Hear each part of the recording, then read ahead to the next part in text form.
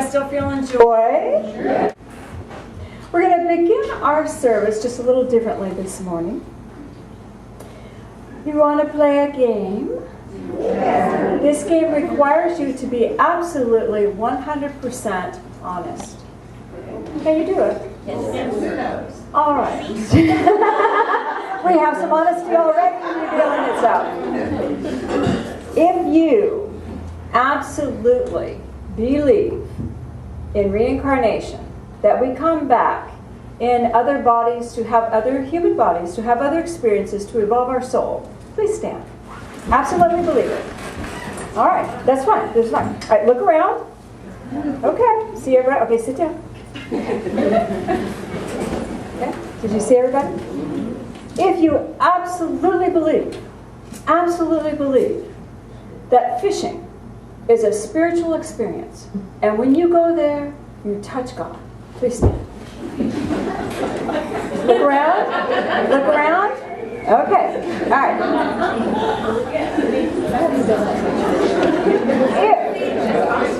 If you absolutely believe that astrology is a science that can give you information to help you understand the map you have chosen for your life, please stand. All right, look around. Everybody look around. Look around. Look around. Okay, you may be seated. If you absolutely believe that your favorite team, your very favorite team, loses the big game, that your day will be ruined, please stand. We have one honest person. Okay, two. All right. I guarantee you, if Fuller was here, he would have stood on that one too. And I think we have some kind of borderline. I have spoken with you all when your big team did not win. All right. If you absolutely believe that God is love, please stand. Betty can't stand up. Okay, now look around. Look around.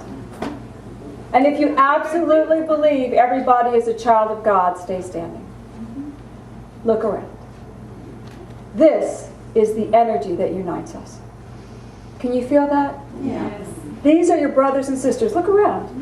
These are your brothers and sisters. It doesn't matter if they believe their day's ruined with a big game, or they like fishing, or they believe in reincarnation, or they believe in astrology. These are your brothers and sisters. Okay, you can see. How did it feel to claim some of your truth? Good. Good. And isn't it okay that we're different? Isn't it okay that certain truths guide us to certain realizations? You know, we're all on our own individual path of evolution. We're all having experiences we need to have. You don't need mine. I don't need yours.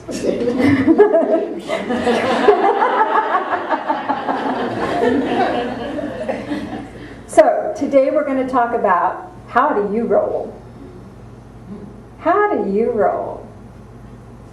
Have you thought about that? That new expression that came up, it's about 10 years ago. How do you roll? When someone says that's how I roll, you know they're talking about an identity that is dominant in their world. And there's no faking how you roll. You can't fake how you roll. It is coming from within you and expressing out. It's the dominant identity that you've chosen to express. So, this identity allows you to navigate matter, and it's how you take the world on. It's how you create. Did you ever think about how you roll? Did you ever say that to someone? It's how I roll. The young people have, for sure.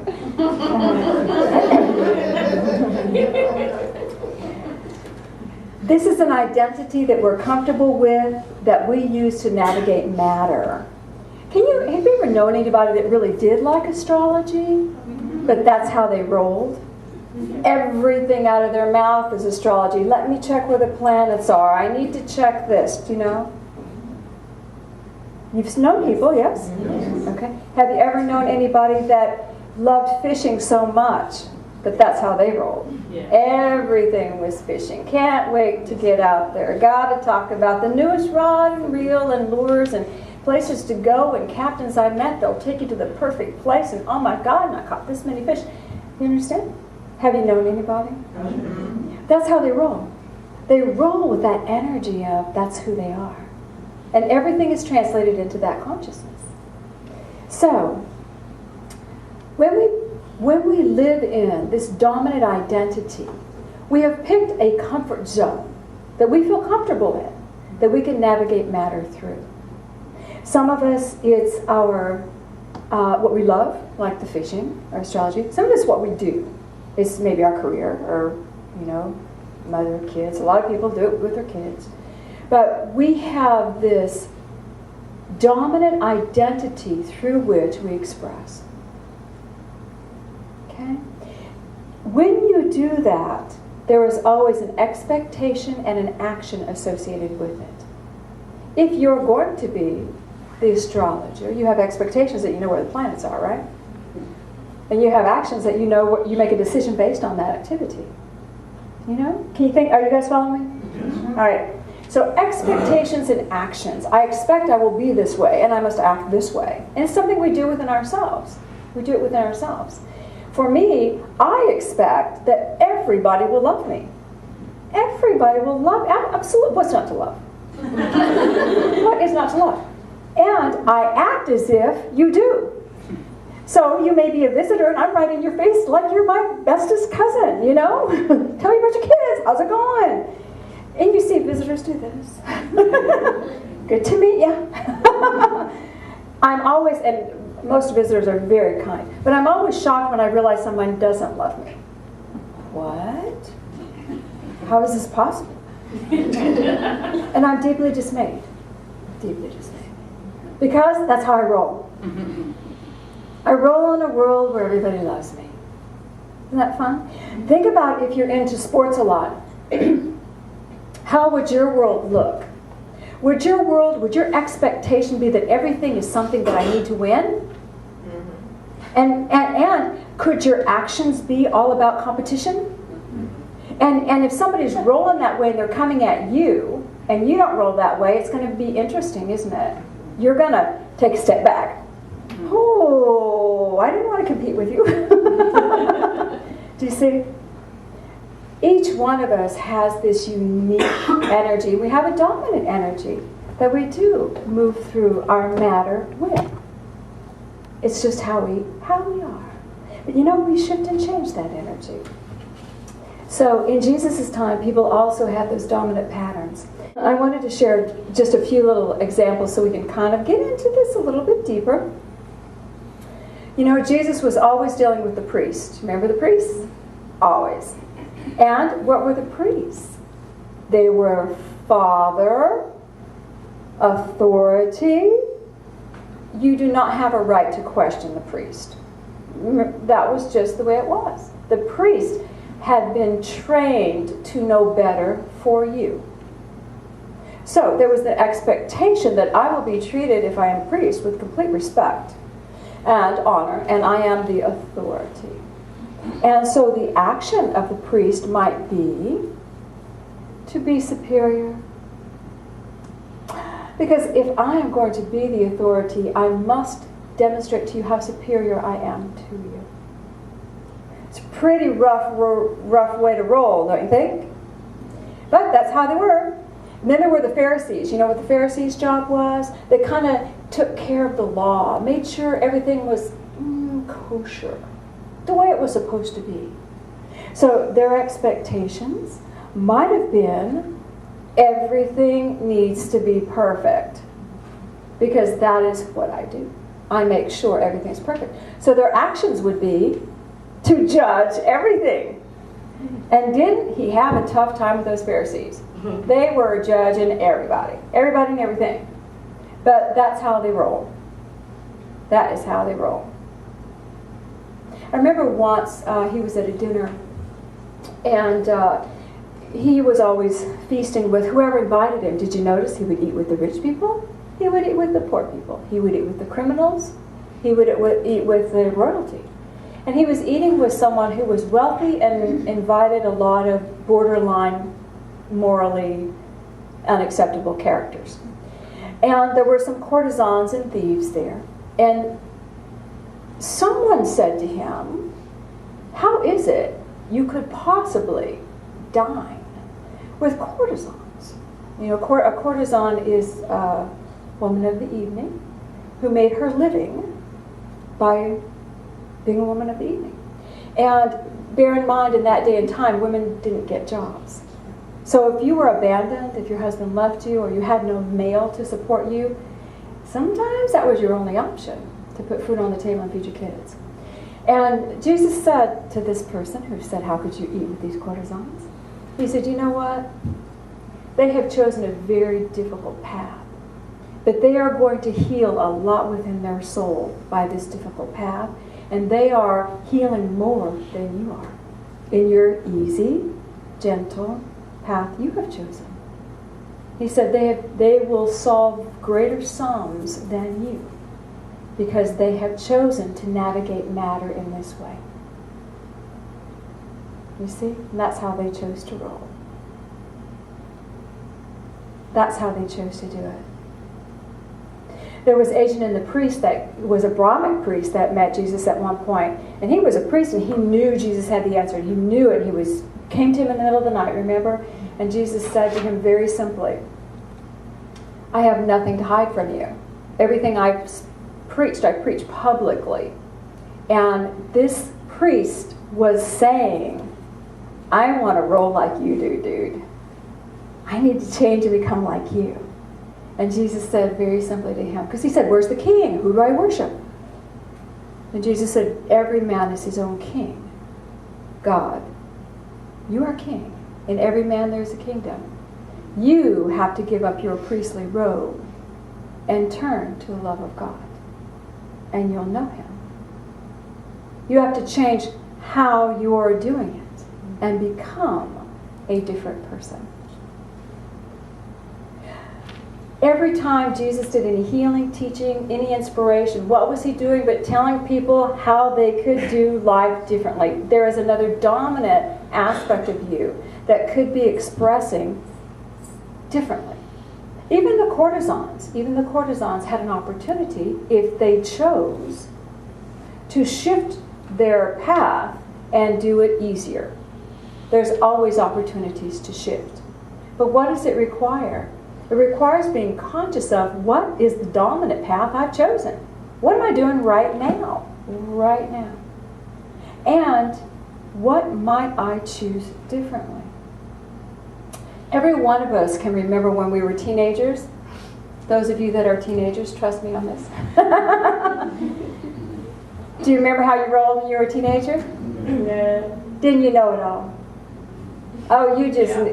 One thing I knew for certain, 100% for certain, I knew it for certain, that my parents did not know everything. I was right.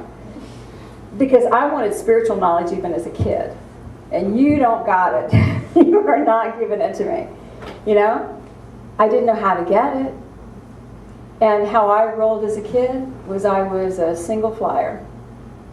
I walked by myself. I had friends, but I walked by myself. I made my own decisions. I made my own choices. There was no peer pressure. I don't understand peer pressure. It wasn't in my world. It wasn't in my world. Because I was looking for something I could not find. And how I rolled then was there's lots of walls around me too. I was pretty darn cut off from social behavior, messing around, having a good time. Do you think I had to change how I rolled? I'm lovable. Of course I did. Of course I had to change how I rolled. I had to open up and become greater and bigger. Change how I saw myself. Can you think about, most of you, can you think back to times when you were just different than you are today? And have you gotten better? But isn't the dominant personality isn't there still room to grow? Yeah. All right. Changing how we roll, we have chosen how we do, we have to choose how we want to be. All right. Jesus was always about redoing ourselves, always about it. I loved also the little courtesan that, they called her the adulteress, that was brought to him. And she had been caught in the act, which you know what that means. She was pregnant. That's how she was caught in the act and the man was not, because he was long gone. And she was a young girl pregnant, and she was brought before Jesus, and the law said to stone, the law said that she should be stoned to death because of her behavior. That was the law. This was the big test for Jesus. This is the huge test, because it was toward the end of his ministry, and they knew that if he did not obey the law, because he was a good Jew, if he did not obey the law, in this moment, every follower would leave him, because they were mostly Jewish. So it was a big test. Here she is. Wiggle out of this one, Jesus. She's single. She's pregnant. Law says we got to kill her. And Jesus just looked at him. Remember what he said? He who is without sin cast the first stone. He didn't even talk about the law. He just said, really, guys? You want me to kill this woman with a baby in her belly for one moment in time? He who is without sin. And he looked at her. He had his head down, and he put his head up. All the people were gone. And what did he say to her? Go and sin no more. These people do not judge you. They do not condemn you, neither do I. That was how you lived. This is where you are. Now, you got to change. You got a kid coming. You've got to go behave differently.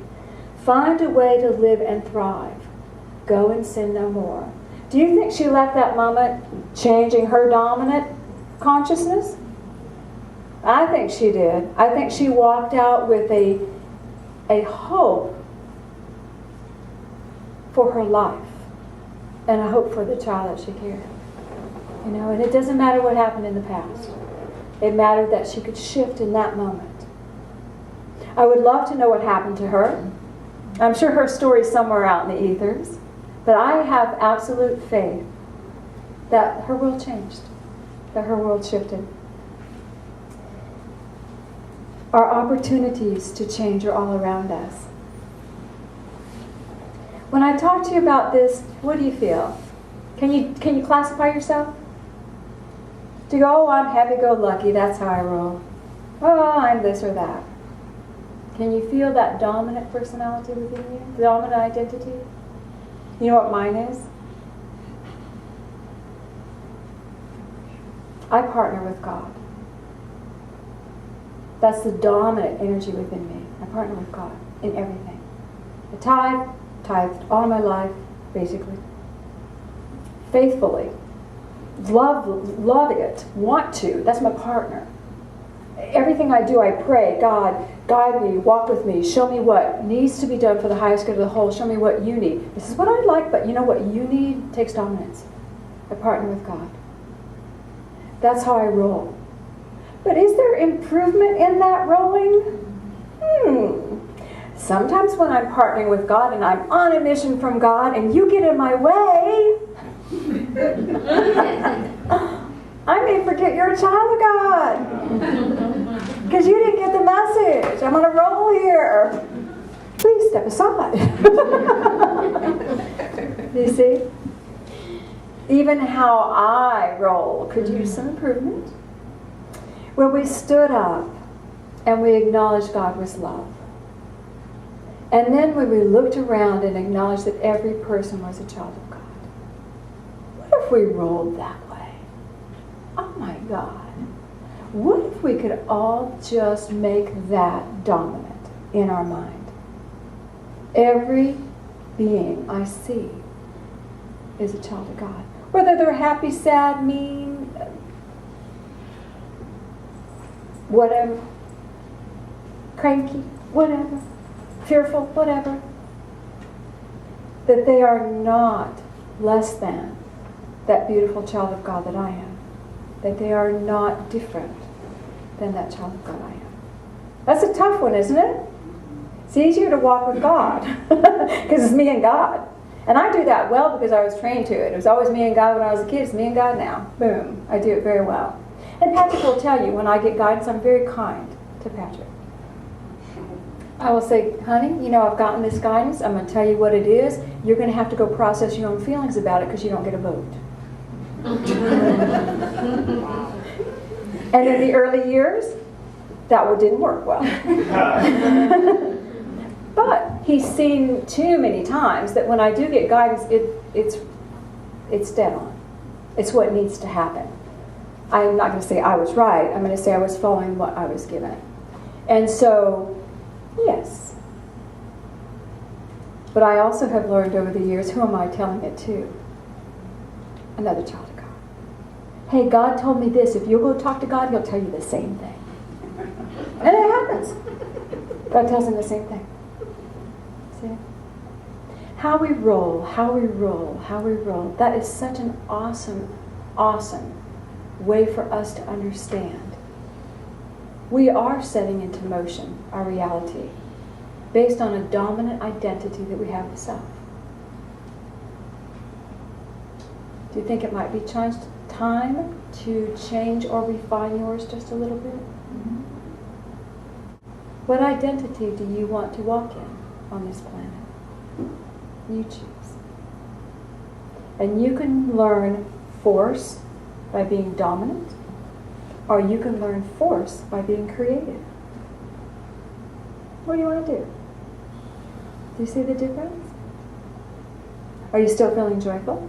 Yeah. Yay! Do you feel infinite possibilities? Yes. Yay, let's go with it.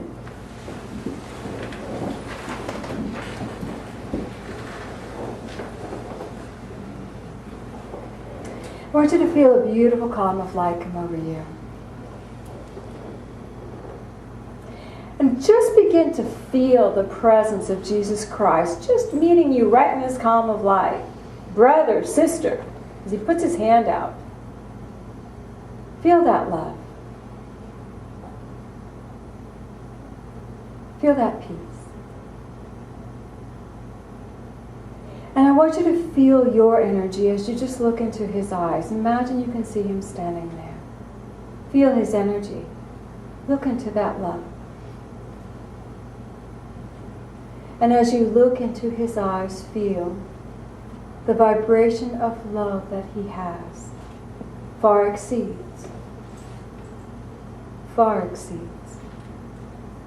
what we know on this earth. But feel your desire to live that, to be that. I want you to breathe again and feel your heart center. And I want you to ask in your own heart that your Christed nature be fully awakened within. I ask that that beautiful, perfect spark of my I am, my God self, quicken within my heart and awaken. And as it does, just feel your body come alive with light.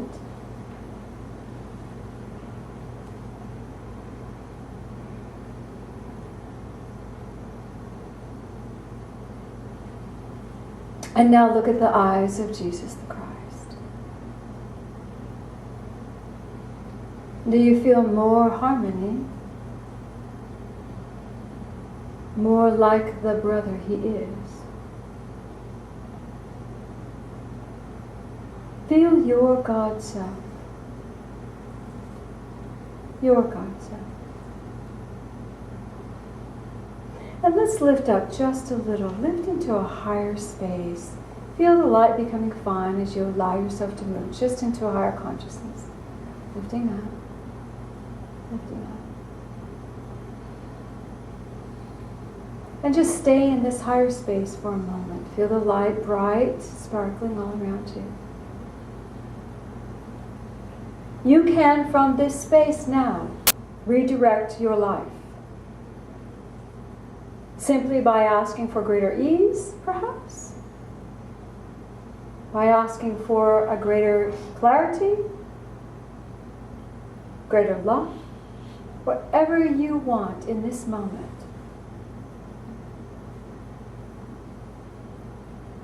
Ask for something just to bless your world. Ease, clarity, love, peace, prosperity, whatever you need. And as you ask, just feel the ethers begin to vibrate.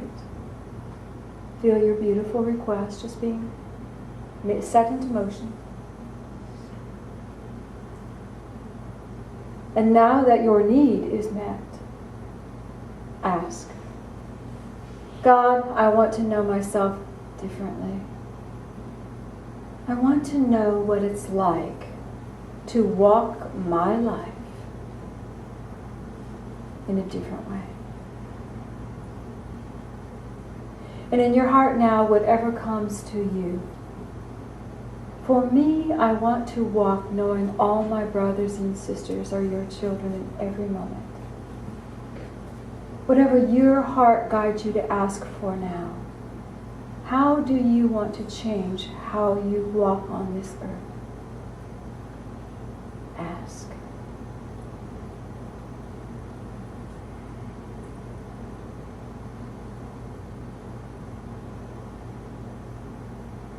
Let the words come and let them move into the ethers.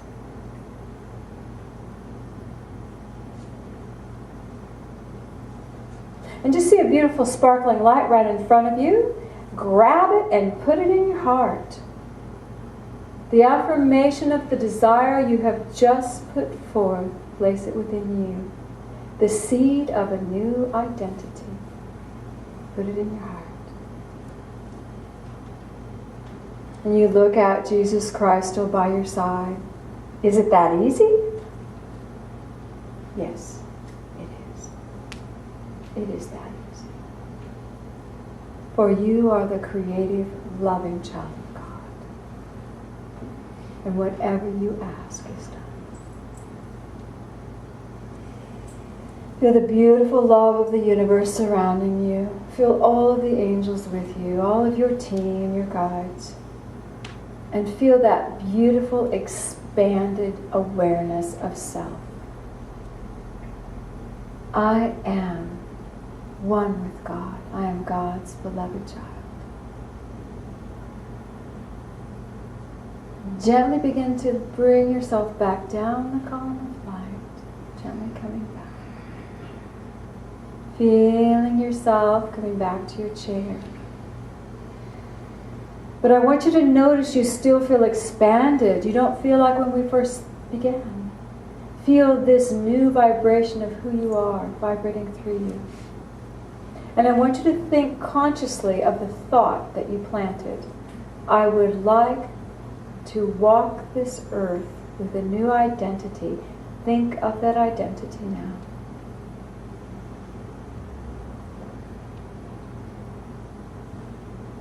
Breathe it in. Feel that spark you placed in your heart. And Father, Mother God, we thank you. We thank you for love, peace, and joy. We thank you that we can roll with the divine. And so it is. All right, breathe. You can gently open your eyes. How'd you do? Good. You feel bigger? You look bigger? You look expanded.